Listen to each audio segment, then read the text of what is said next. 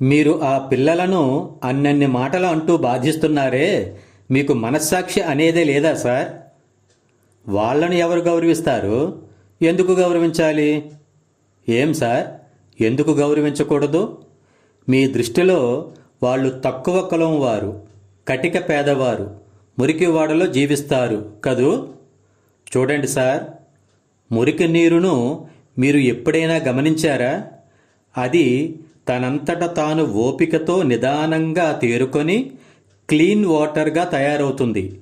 మీలాగా నాలాగా అవసరం లేకపోయినా ఇతరుల మీద ఆధారపడదు. వాళ్ళు కూడా అంతే సార్. అయినా వాళ్లను గౌరవించమని ఎప్పుడూ అడగలేదే వాళ్ళు. కానీ తక్కువగా చూసే అర్హత మాత్రం లేదంటున్నాను. ముఖ్యంగా మీకు. నాకంటే మీకంటే మీకే. ఏం అర్థం కాలేదా? లేదా అడిగి మరీ అర్థమయ్యేలా వేరే విధంగా చెప్పించుకుంటారా? జై హింద్.